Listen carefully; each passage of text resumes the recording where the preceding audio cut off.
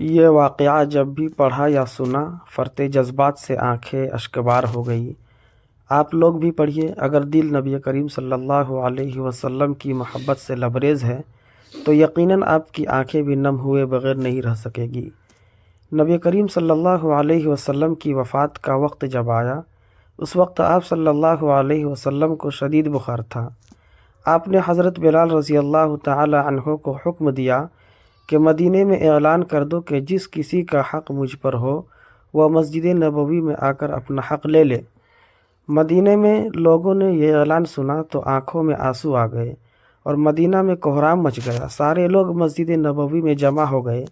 صحابہ کرام رضوان اللہ علیہم اجمعین کی آنکھوں میں آنسو تھے، دل بے چین و بے قرار تھا۔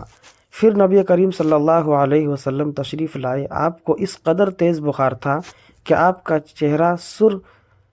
چہرہ مبارک سرخ ہوا جا رہا تھا۔ نبی کریم صلی اللہ علیہ وسلم نے فرمایا، اے میرے ساتھیوں، تمہارا اگر کوئی حق مجھ پر باقی ہو تو وہ مجھ سے آج ہی لے لو۔ میں نہیں چاہتا کہ میں اپنے رب سے قیامت میں اس حال میں ملوں کہ کسی شخص کا حق مجھ پر باقی ہو۔ یہ سن کر صحابہ کرام رضوان اللہ علیہم اجمعین کا دل تڑپ اٹھا۔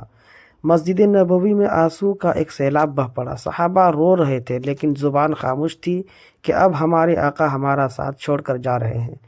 اپنے اصحاب کی یہ حالت دیکھ کر فرمایا کہ اے لوگو، ہر جاندار کو موت کا مزہ چکھنا ہے۔ میں جس مقصد کے تحت اس دنیا میں آیا تھا وہ پورا ہو گیا۔ ہم لوگ کل قیامت میں ملیں گے۔ ایک صحابی کھڑے ہوئے، روایتوں میں ان کا نام عکاشہ آتا ہے۔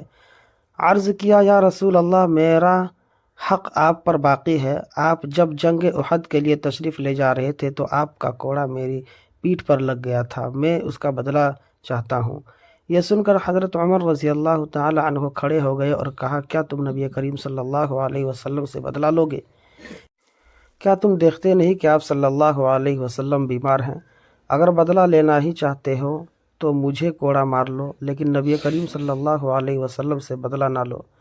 یہ سن کر آپ صلی اللہ علیہ وسلم نے فرمایا، اے عمر، اسے بدلہ لینے دو، اس کا حق ہے۔ اگر میں نے اس کا حق ادا نہ کیا تو اللہ کی بارگاہ میں کیا منہ دکھاؤں گا، اس لیے مجھے اس کا حق ادا کرنے دو۔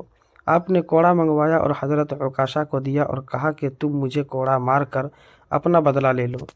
حضرات صحابہ کرام رضوان اللہ علیہم اجمعین یہ منظر دیکھ کر بے تحاشا رو رہے تھے۔ حضرت عکاشہ نے کہا کہ اے اللہ کے رسول، میری ننگی پیٹھ پر آپ کا کوڑا لگا تھا۔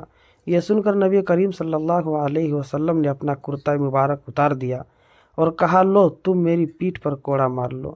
حضرت عکاشہ نے جب اللہ کے رسول صلی اللہ علیہ وسلم کی پیٹھ مبارک کو دیکھا تو کوڑا چھوڑ کر جلدی سے آپ صلی اللہ علیہ وسلم کی پیٹھ مبارک کو چوم لیا اور کہا، یا رسول اللہ صلی اللہ علیہ وسلم، فدا کا ابی و امی، میری کیا مجال کہ میں آپ کو کوڑا ماروں۔ میں تو یہ چاہتا تھا کہ آپ کی مبارک پیٹھ پر لگی مہر نبوت کو چوم کر جنت کا حقدار بن جاؤں۔ یہ سن کر آپ صلی اللہ علیہ وسلم مسکرائے اور فرمایا، تم نے جنت واجب کر لی۔ السلام علیکم ورحمۃ اللہ وبرکاتہ۔